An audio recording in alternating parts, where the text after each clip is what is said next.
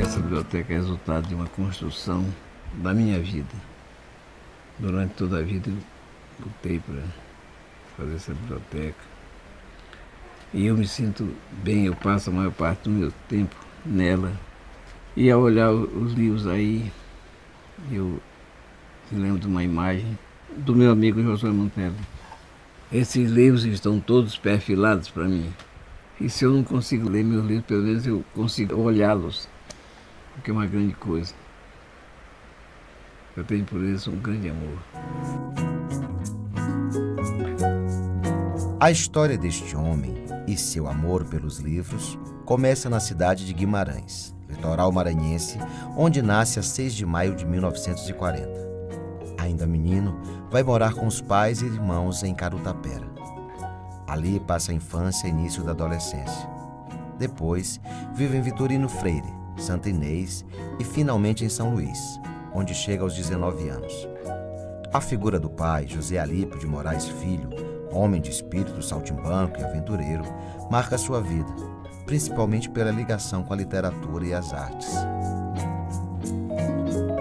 Minha infância foi de muita pobreza material. E meu pai tinha um certo espírito aventureiro.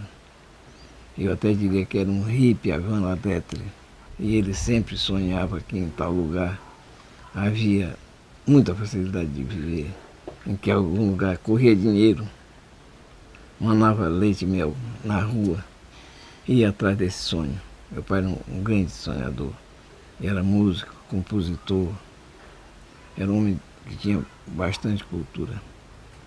Sabia falar árabe, sabia inclusive árabe, falar e escrever árabe. Nossa casa, apesar de pobre materialmente, era uma casa que tinha livros, não tantos quanto eu tenho, mas minha casa tinha livros, e tinha revista.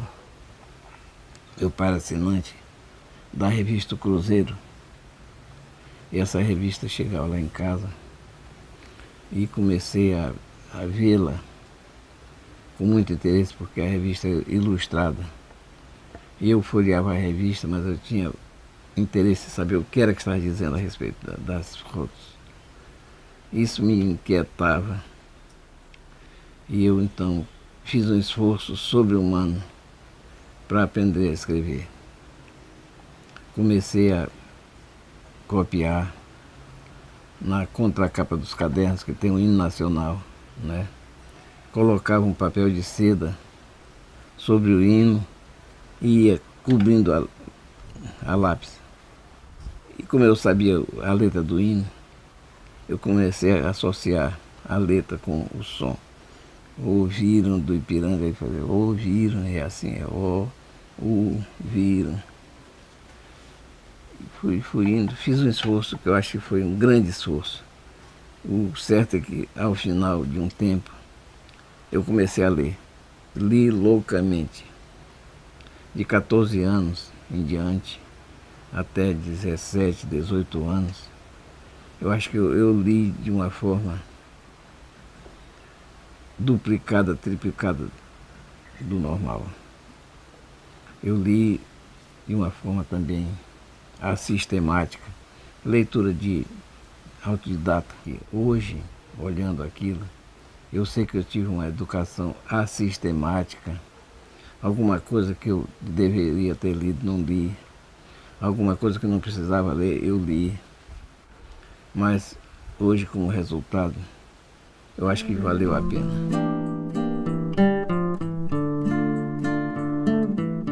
A São Luís, que Jomar Moraes encontra no final dos anos 50, começo dos 60, não é mais a mesma das fotos de Gaudêncio Cunha, tiradas no início do século XX.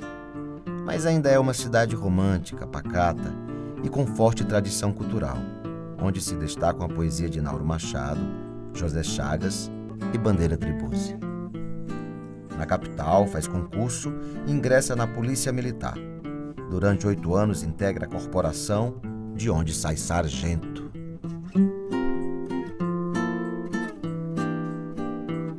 Eu precisava trabalhar e o lugar onde eu podia trabalhar sem pedir para ninguém era a polícia. Eu era um soldado diferente dos meus colegas, embora não procurasse me distinguir deles. Mas eu era um soldado igual aos meus colegas, aparentemente, mas com aspirações bem diferentes. Eu tinha uma vocação, uma tendência para outra coisa. Eu escrevia para mim cadernos pessoais. E essa vontade das letras é uma coisa muito forte em mim. O trabalho na Polícia Militar não atrapalha sua vocação intelectual. Jomar estreia na literatura com Seara em Flor, livro de poemas publicado no Rio de Janeiro em 1963. É um livro que eu ando atrás de saber quem tem para matar. Mas é um livro que eu abjurei sem que ninguém tivesse me aconselhado a isso. Eu cheguei naturalmente, por um exercício de autocrítica, à conclusão de que eu não sou poeta. Embora esse livro tenha merecido alguns louvores, ninguém teve a honestidade de chegar e me dizer: Jomar, teu livro não presta. Todo mundo dizia: teu livro é muito bom, teu livro é muito bom. Muita gente escreveu. Eu cheguei à conclusão de que ele não vale a pena. Depois do livro de poemas, Jomar escreve um pequeno ensaio sobre o maranhense Graça Aranha e uma síntese biográfica de Nascimento Moraes. Em 1967, ganha concurso na Academia Maranhense de Letras pelo livro Vida e Obra de Antônio Lobo, publicado 2 anos depois. Fico olhando o livro sobre Antônio Lobo, me lembrando que eu ganhei aquele concurso. E fico pensando nos concorrentes, podiam ser piores do que eu. Claro que eram piores do que eu fui melhor. Mas é um livro que eu precisava refazer. Porque na época era o que eu podia fazer. A gente tem as limitações intelectuais, sempre tem, né? Mas naquele tempo as limitações eram maiores do que hoje. Eu hoje podia fazer uma coisa bem melhor. Suas publicações nessa área se intensificam nos anos seguintes, favorecendo algumas parcerias. A principal delas com o pesquisador e escritor norte-americano Frederick Williams. A dupla realiza importantes trabalhos sobre o poeta maranhense Joaquim Sousandrade, também nascido em Guimarães, como Jomar Moraes.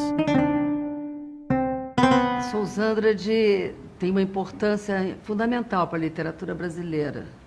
Embora seja um autor do século XIX, ele continua nos trazendo uma ideia de pioneirismo muito grande, porque ele antecipou uma união da América Latina como um todo, e todos os países latinos também do Caribe. E essa visão está muito atual, né? A ideia de uma mundialização, de uma globalização, num país que herdou da Península Ibérica a separação com o resto da América Latina. Jomar Moraes e Frederick Williams fizeram várias edições juntos, às vezes mais o Jomar, às vezes com a ajuda do Frederick Williams, inclusive Harpa de Ouro, Liras Perdidas. Então foram saindo diversas edições. E, finalmente, em 2003, foi um trabalho definitivo, digamos assim, em relação à obra completa do Sousandrade. Ali você tem poesia e prosa reunidas. Eu me senti comprometido pelo Fred com o Sousandrade. Confesso que não era minha prioridade. Não era minha prioridade. Eu não vou dizer, não, eu comecei a pesquisa e ajudei o Fred. Não, foi ele que me puxou. Eu gosto de... eu sou sincero e sou honesto. E imaginação divina. Os Andes, vulcânicos, ponteiam os cavos. É muito bonito. De 1975 a 1980, Jomar Moraes dirige o CIOJ, Serviço de Imprensa e Obras Gráficas do Estado. Ali edita quase uma centena de livros de autores maranhenses, entre eles a poesia reunida de José Chagas e a primeira reedição de Huguesa, de Sousandrade. E fiz uma administração da qual eu me orgulho até hoje. Terminamos saneando o CIOJ, fizemos aquele prédio revestido de azulejo, aquele azulejamento que está caindo lá, que está depredando, aquilo foi eu que fiz. O CIOJ tinha mercado de peixe, numa parte dele. Conseguimos tirar esse mercado de peixe. Fizemos lá um museu da imprensa, museu esse que foi derrocado. Chegamos ao ponto de distribuir lucro para funcionário. Eu enveredei pelo caminho da pesquisa e da edição de texto, pelo prazer que eu tenho muito grande da descoberta e também de contribuir para o culto dos valores efetivos do Maranhão. Eu reeditei não só pessoas, mas reeditei faxilarmente jornais, como o Semanário Maranhense, como o Arquivo, como o Argo da Lei, Eco da Juventude, o Censor e por aí vai. Então, também reeditei o segundo almanaque que o Maranhão teve e tinha muita vontade, continuo a ter vontade de reeditar outros números do Almanaque do Maranhão, que é uma publicação muito importante, é uma fonte de pesquisa inesgotável. Às vezes me perguntam, para que serve o almanaque? Eu digo, não sei. Serve para tudo. Bom, Jomar Moraes foi um editor, como poucos nós tivemos no Brasil. O editor tem uma responsabilidade enorme, porque ele vai pegar, às vezes, manuscritos, textos datilografados, né, como era antigamente. O próprio Sousandrade deixou vários manuscritos e vai interpretar. Nossa cultura depende fundamentalmente da escrita. E o Jomar que deixa esse legado de toda a cultura e da literatura do Estado do Maranhão. Talvez seja o intelectual mais importante no registro da cultura do Maranhão. Eu tenho ouvido muito dizer que Jomar cuidou muito da obra dos outros e esqueceu da sua própria obra. Mas será que vocês não percebem que nisso está uma grandeza do homem? Eu sei de universidades do Brasil e fora do Brasil que agradecem a Jomar Moraes o fato dele ter sido o pesquisador que foi, o editor que foi, para poder dispensar aos estudiosos de hoje irem atrás de obras que eles passariam anos para encontrar. Jomar Moraes coloca essas obras à disposição dos estudiosos e põe lá o seu dedo, põe lá, está presente nessas obras. Jomar Moraes é aqueles Velázquez que desenha as meninas e aparece no quadro. Ele não põe apenas o quadro à disposição, ele está lá também. 2011 é um ano de intensa produção para Jomar Moraes. Reedita o Dicionário de César Marques, um dos mais importantes historiadores maranhenses, e edita a tese de Frederick Williams sobre Sousandrade, que considera a melhor biografia do poeta. No ano seguinte, dedica-se à organização das reedições das obras completas de João Francisco Lisboa e do poeta Gonçalves Dias, além do livro A Poranduba Maranhense, clássico do início do século XIX. Jomar faz ainda a revisão técnica para a reedição de Huguesa de Sousândade. A ideia é que o Huguesa hoje está disponibilizado, futuramente também em livro eletrônico, com um português já da reforma ortográfica de 2009, que vai estar em vigor a partir de dezembro de 2012. Ela é a ortografia hoje da África, Portugal e Brasil, é uma forma de união dos povos, é a forma que todos usarão para escrever, e aí está um livro que não é mais restrito à ideia de uma marginal, do alternativo, mas é um livro seminal, né, da literatura brasileira. E eu espero que cada vez mais ele seja compreendido. Bacharel em Direito, Jomar dirigiu a Biblioteca Pública do Estado, o Departamento de Assuntos Culturais da Universidade Federal e também foi secretário de Cultura do Estado. A minha passagem na cultura não me permitiu fazer assim grandes coisas. Eu tomei algumas medidas quase que paliativas, porque era um governo que não tinha, como geralmente os governos do Estado, não tem compromisso com a cultura. Então o meu apoio não era decisivo e eu também não estava administrando nem boi nem carnaval. Eu estava sendo secretário da Cultura. Embora reconheça que boi e carnaval também são cultura, mas é também. Eu gosto muito do boi e sou insuspeito para falar dele, porque já fui durante muito tempo uma pessoa que acompanhou o boi pela madrugada, pela noite em fora. Bati pandeiro, já toquei matraca. Acho o boi uma coisa importante. Agora, nunca pensei que o boi era a única expressão de cultura do Maranhão. Eu fui secretário da Cultura tão bom na medida possível, mas não fiz grandes coisas por falta de possibilidades. Fiz algumas coisas pontuais, mas não foi uma grande administração. Entre elas, eu ressalto a publicação daquele álbum Maranhão 1908. Jomar participou dos últimos momentos da vida boêmia de São Luís nos anos 60 e 70, convivendo nos bares com poetas, artistas plásticos, músicos, jornalistas e políticos. A cidade era, naturalmente, muito mais calma, muito mais humana. As pessoas se conheciam mais. Esse burburinho não existia. Essa quase intransitável São Luís era uma cidade em que todo mundo se cumprimentava mais ou menos. Havia a vida dos bares do centro da cidade. Motobar, depois do motobar, Atenas Bar. Era um bar onde a intelectualidade frequentava. E havia uma parede onde a gente era a honra suprema assinar naquela parede.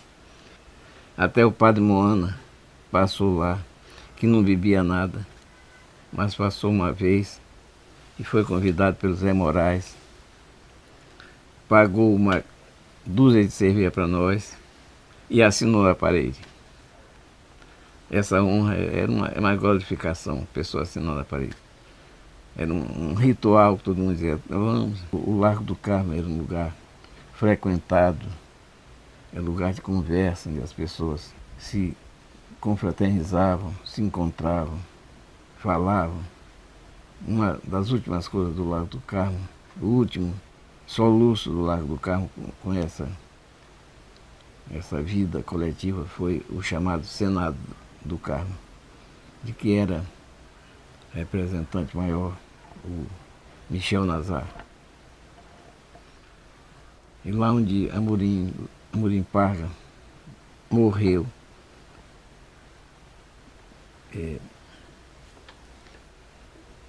morreu inesperadamente cantando o hino da Internacional Socialista. Cantando, começou a cantar e pá, caiu. Morreu.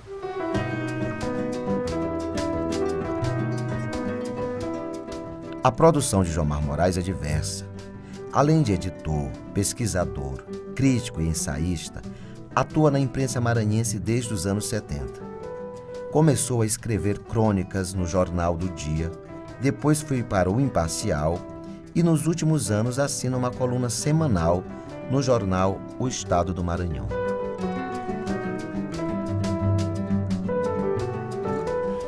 Uma vez, subindo a rua da Paz com meu pai, eu fardado de soldado de polícia, passamos em frente à academia. E eu disse a ele: olha, meu pai, Academia Maranhense de Letras. E ele disse: você ainda virá para essa casa? Eu disse: absolutamente, meu pai, não sonhe. Como é que eu posso vir para cá? Um soldado de polícia vem para cá. Ele disse: você verá, você virá. E aconteceu que terminei indo para a academia. E mais que ir para a academia, fui presidente da academia por 22 anos. Fui o presidente que já dirigiu a academia por maior tempo na sua história. Isso foi uma profecia do meu velho pai. A minha passagem da polícia para a academia foi um salto realmente muito grande. E um salto que eu só consegui dar porque a academia, nessa época, anos 1965, 66, a academia instituiu seguidos concursos. Participei de 4 e ganhei 4 prêmios. Isso talvez não, certamente me qualificou bastante para entrar na academia. Apesar de eu trazer eu era um recém-soldado da polícia, com toda a carga de preconceito que essa condição podia trazer, e trazia mesmo. E naquela época muito mais do que hoje. E eu então perguntei ao professor Luiz Rego, que era o presidente da academia: professor, o senhor acha que eu tenho condição de postular? Ele disse: meu caro, você tem todas as condições e a academia, eu acho que pode elegê-lo. Ela já disse 4 vezes que você é bom. E será uma contradição se agora disser que não é. A verdade é que eu me candidatei para a academia. E não me candidatei brincando. Eu fiz uma coisa séria. Me candidatei com seriedade. Trabalhei. E fui abrir os caminhos. E tinha um concorrente, meu querido amigo Fernando Braga, que concorreu comigo e tinha aparentemente melhores condições do que eu. Era um rapaz da sociedade, era um rapaz branco, sobrinho de um acadêmico e funcionário do Banco do Estado. Ele tinha um certo status, concorrendo com um ex-soldado de polícia. E um mulato, como o Erasmo Dias chamava, mulato ginipapo. Fui inclusive buscar o voto de Josué Montello em Paris. E ele me mandou uma carta e mandou o voto, dizendo: eu voto em você, que você. Tive também uma ajuda muito grande de Benedito Buzar, o atual presidente da academia, que à época escreveu uma coluna muito lida em São Luís, no Jornal do Dia, o antecessor do Jornal do Estado do Maranhão, uma coluna intitulada Roda Viva, assinada por J. Amparo, que era o Benedito Buzar. Jomar Moraes entra para a Academia Maranhense de Letras em 1969. Ali ocupa a cadeira número 10, cujo patrono é Antônio Henriques Leal, autor do Panteão Maranhense. 7 anos depois, é eleito presidente pela primeira vez. Ocupa esse cargo por 22 anos, tornando-se o único a presidir a casa de Antônio Lobo por tanto tempo. Eu tenho um sentimento muito grande com a academia, porque a academia me proporcionou muita coisa. Devo muito à academia. Espero ter pago a ela o que eu devia. E, se possível, terei pago com juro. Mas ela me ajudou muito. Foi um impulso na minha vida. Era um soldado de polícia que entrou na academia. Imagina, aí, a partir daí todo mundo começou a me saudar na rua, me falar, me oferecer emprego. Foi tudo devido à academia. A academia é um órgão humano, é uma entidade humana que talvez não consiga congregar os melhores. Assim como o trono, o chamado trono de São Pedro, não tem lá os mais virtuosos. Os padres mais virtuosos não são os que chegaram a Papa. Muitos chegaram ao solo de São Pedro sendo bandidos. O velho Austro-Regis Ataíde, presidente quase eterno da Academia Brasileira, dizia: todo mundo pode entrar aqui, só que não pode entrar é chato. Eu digo sempre, a academia não é pista de lançamento, é ponto de chegada. Pelo menos em tese, chegar à academia porque o cara já fez muito, e é uma consagração. E a academia é um fator de equilíbrio, de ponderação. Eu acho isso. A academia é isso. Não se espere revoluções das academias. Dizer sem minhas palavras, a academia é uma instituição conservadora. A mim impressiona demais que João Moraes tenha se feito intelectual por si próprio. Começa por aí. Segundo, que ele tenha chegado ao ponto em que chegou. Qual? Ele conhece tudo.